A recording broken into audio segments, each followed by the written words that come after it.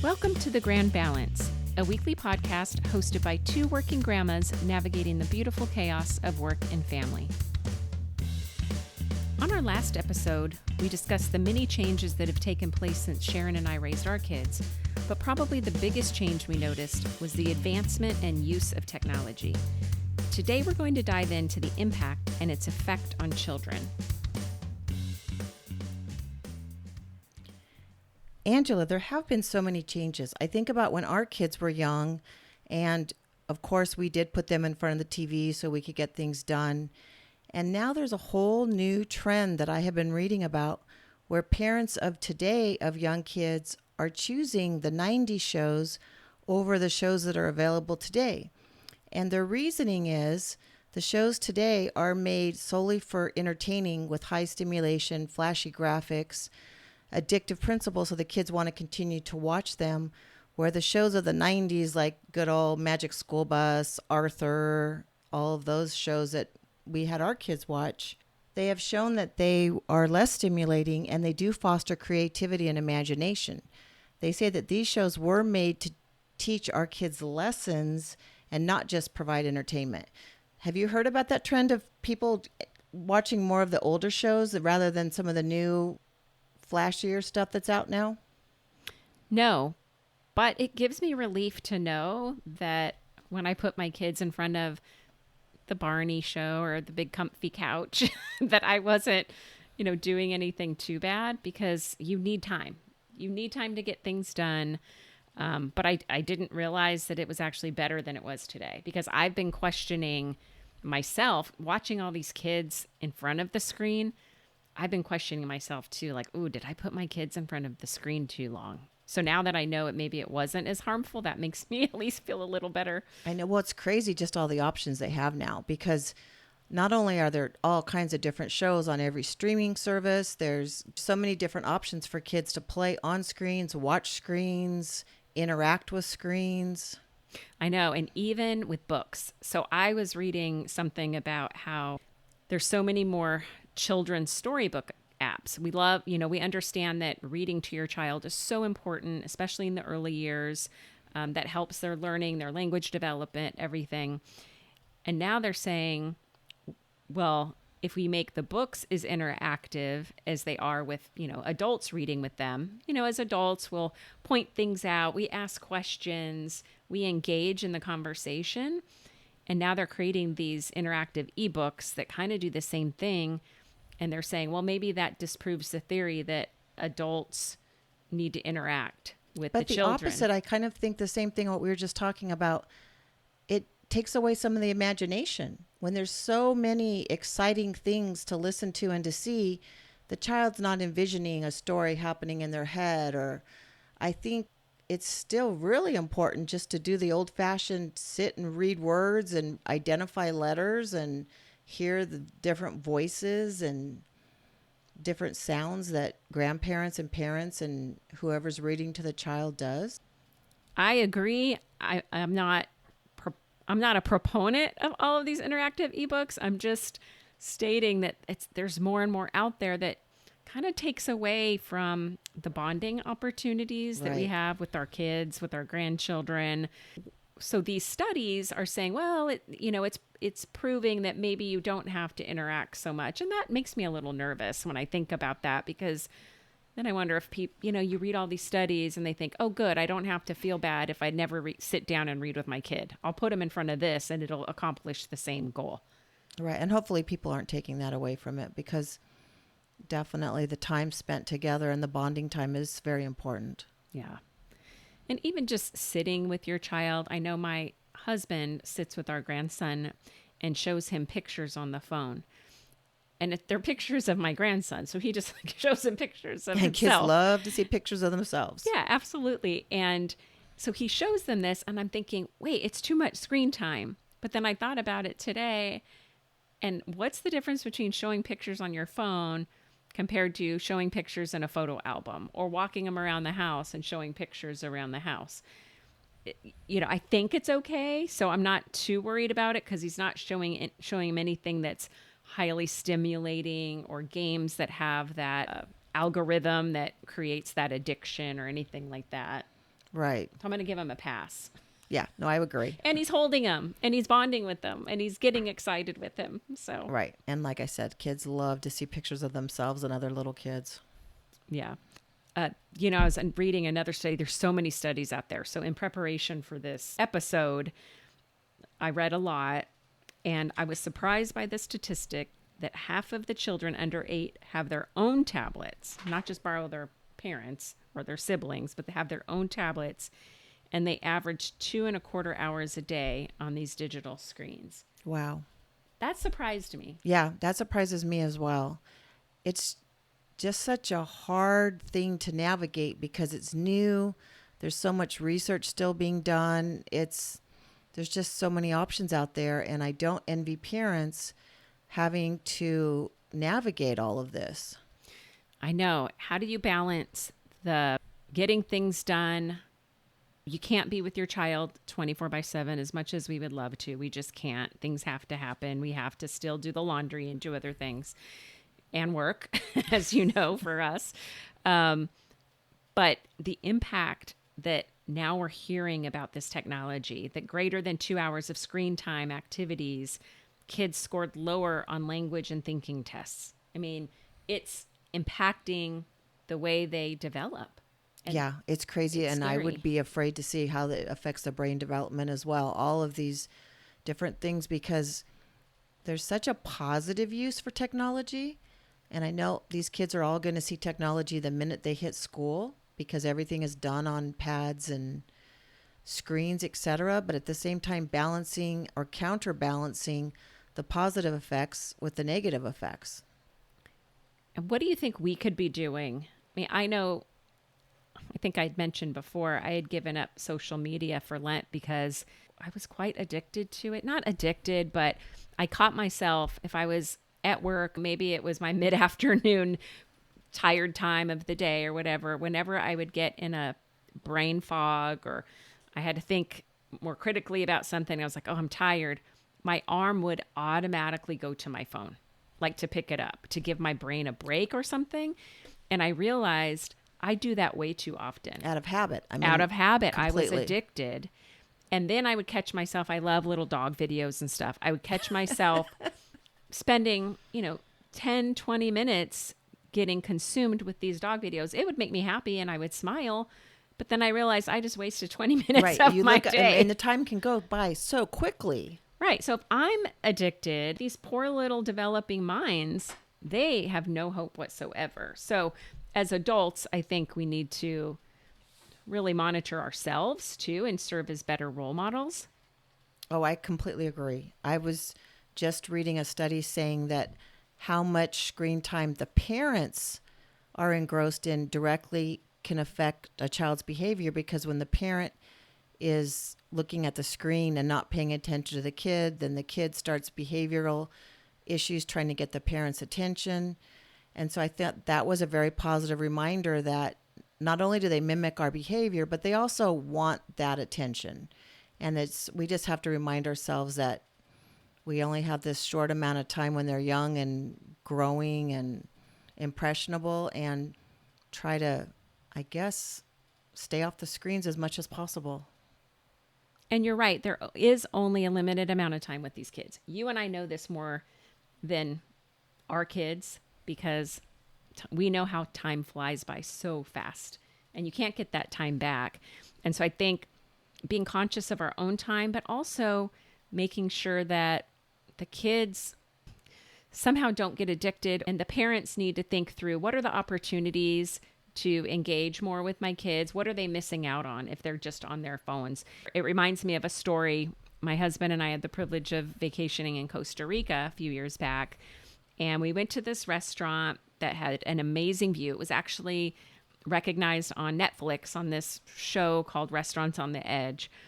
And so we thought, how cool would it be to go? And a family walked in. It was we're assuming it was the parents, the grandparents, and 3 grandkids. And they all had backpacks. And they immediately sat down, pulled out their backpacks, put their laptops on the table, put their headphones on, and just started watching within a minute of sitting down. There was no dialogue with the grandparents. There was no dialogue with the parents. They never looked at the ocean, the beautiful ocean view. And I just thought, how disappointing. And That's crazy. Were the grandparents and the parents interacting like normal?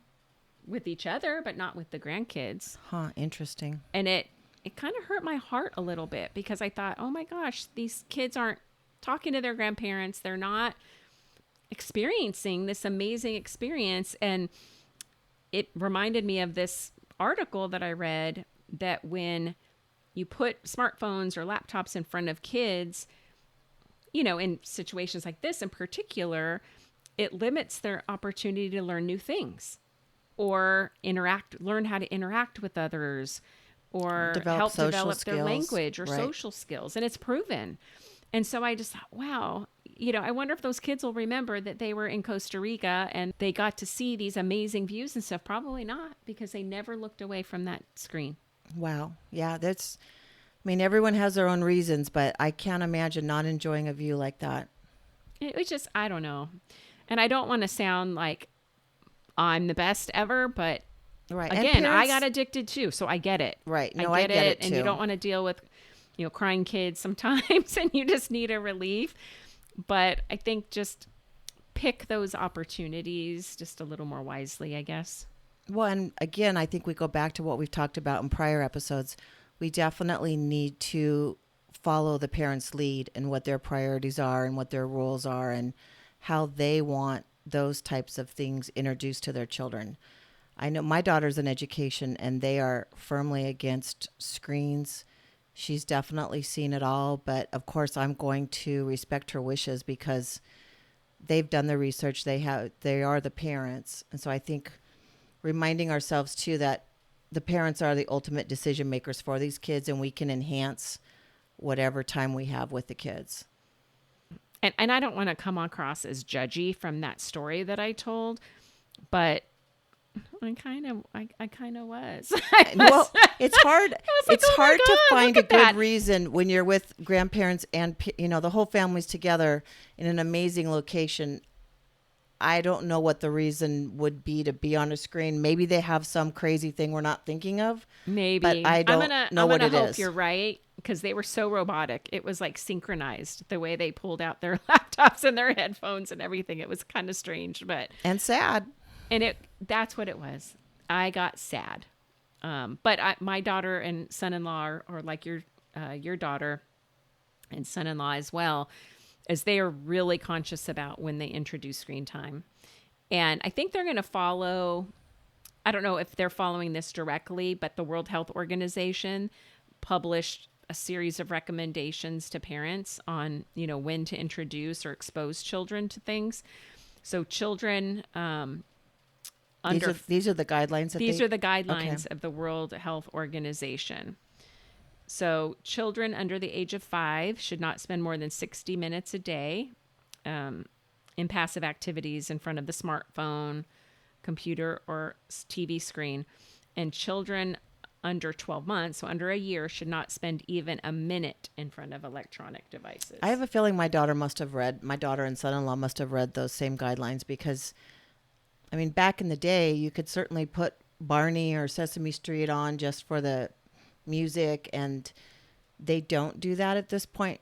She is 5 months old, but boy, if she comes into a room and that screen's on, those colors attract her and she's cranking her head around, and it's crazy how interested they are just in the colors and whatever things going on the screen. Doesn't help that we all have these big screens, ginormous screens now. That's true. That's another big change in technology over the years. And the kids automatically know how to use the remote. I don't know how. It's like they're born with it. I know. My 9-month-old grandson, he crawls around and he'll always find that remote. It's the weirdest thing. So they did give him a Play One. I don't know why they're not letting him use real technology. So, you know, I guess that's a tale as old as time, though. Don't you remember our kids? They'd find that remote, start pushing channels and everything else at the very early age. Yeah. So it's actually kind of cute. So he loves the remote, but he also loves his Play rotary phone. And I'm like, this kid won't even ever see a rotary phone. So that's like not realistic nowadays. I didn't even know they still made those, but so cute. Speaking of phones, Angela, have you heard about that new law that's going through Congress in California right now, banning cell phones in school? I would love to know what our listeners think about that. It's in Congress right now. It's called AB 3216, and it will prohibit students from using smartphones on school campuses. I don't think it bans them from bringing the phones to school. They just can't use it while at school.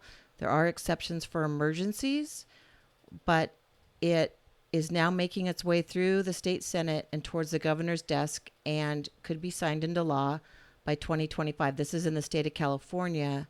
And I do know there's many other states with similar laws that are trying to be passed. I think that's going to be so tough. Not that I disagree at all.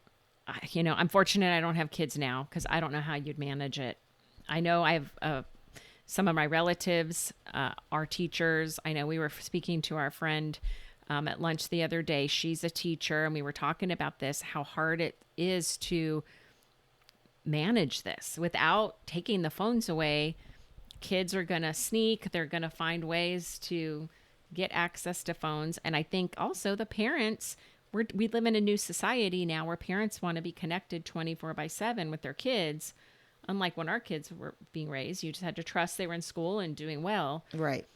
So I think from what I understand, there's been pushback from parents who are saying, you can't take the cell phone away from my kid because I want to be able to get a hold of them when I want to get a hold of them.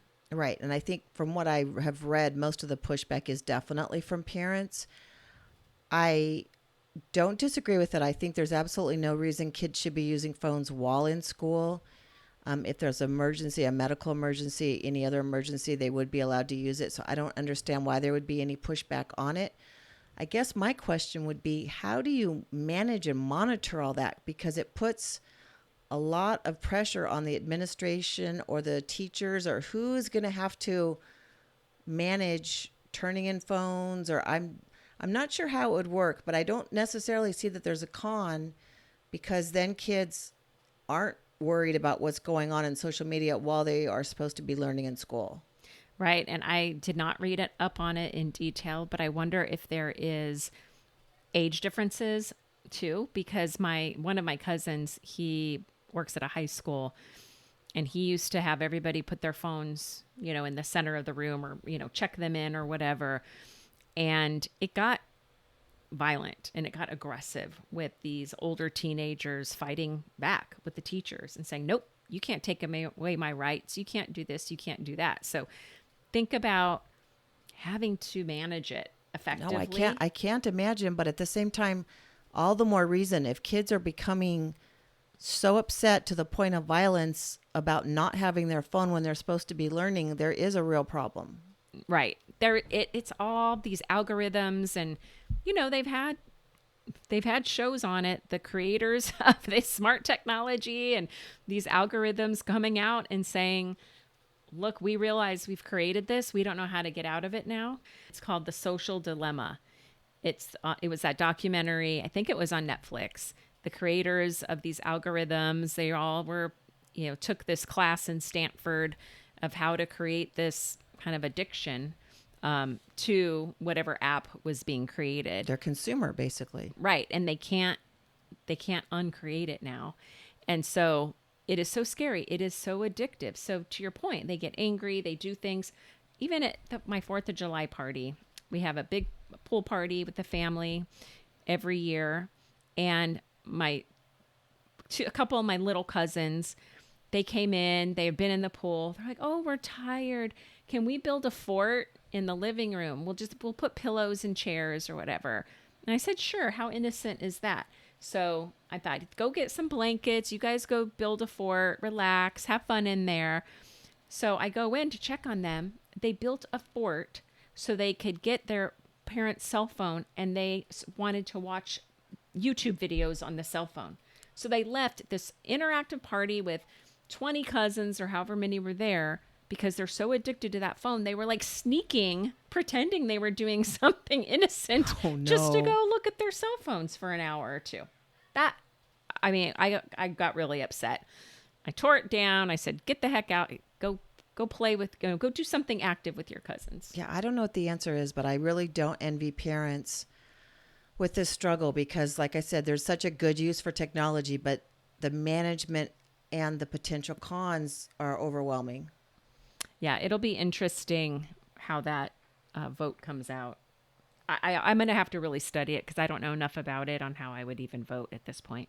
I know. Well, and I can see parents side somewhat in that when our kids were in school, we weren't worried about school shootings. We didn't have all of these things that could come up. And I understand their concern, but at the same time, with all the problems in education and focus and learning, I can't imagine not having a phone on your person all day would be a problem. In the event of an emergency, there would be access to the phone. I'm not sure how they would manage all this, like I said, but I feel like potentially it could solve some of the educational problems that teachers are faced with. I know you have friends that are teachers and who tutor and things like that. Have they said anything about its impact? I mean, Oh, everything I hear from teachers and educators are the negatives about the phones. It's constant. It's a constant distraction. It's a constant problem. Kids are on social media talking about other kids during class. So then that creates drama within the school day of so-and-so is posting pictures and saying things about so-and-so. I can't imagine. That's a whole nother episode we'll have to look into with the effects of the older kids. But I have not heard a teacher or an educator have any positive things to say about phones in schools. right.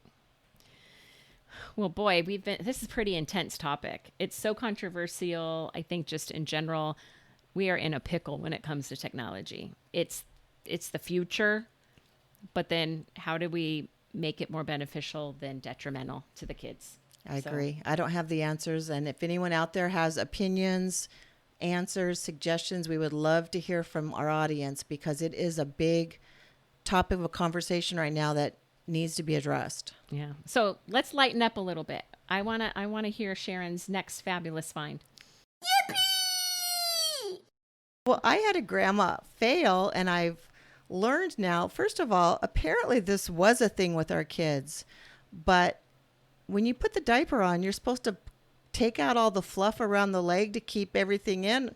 I wasn't aware of that. I must have missed that memo when I had kids because I don't think it's necessarily a new rule to me.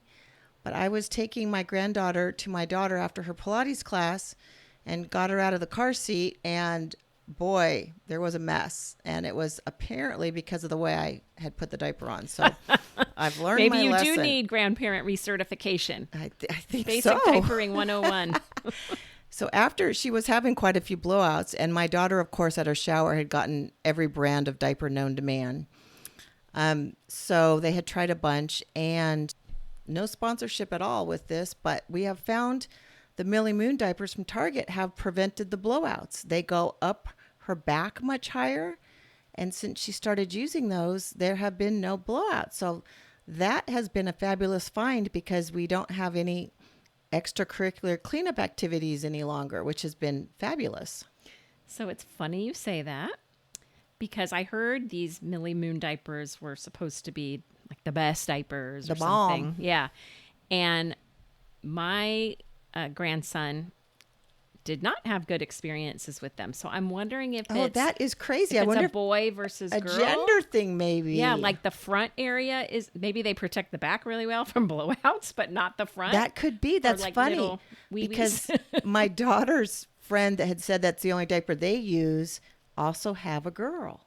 Yeah. So that would Ah. be interesting. So please, we need to hear call-ins of grandparents or parents with boys that have tried Millie Moon with success or without success. That's right. We should do a little case study or a Yes, because little lab study. I was like, wow, these are really cool. Yeah. That's funny. You had an opposite experience. Yeah. It just shows you different things work for different kids, right? That's right. All right. Well, thank you, Sharon, for today's episode. I think it was much needed to talk about. We all have a lot to learn. We need to practice what we preach, do a little bit better of managing screen time ourselves, especially when we're around our grandchildren. Try to be more conscious about it. It's been great talking with you today, Angela, and I can't wait till next week. Bye. Thank you for listening. Please like and subscribe to the podcast so we can continue to grow our community. Also follow us on Instagram at Working Grandmas Podcast, on Facebook at The Grand Balance, a Working Grandmas Podcast, and join our LinkedIn group, Working Grandmas. You can also email us at info@workinggrandmas.com or message us through any of our social media platforms.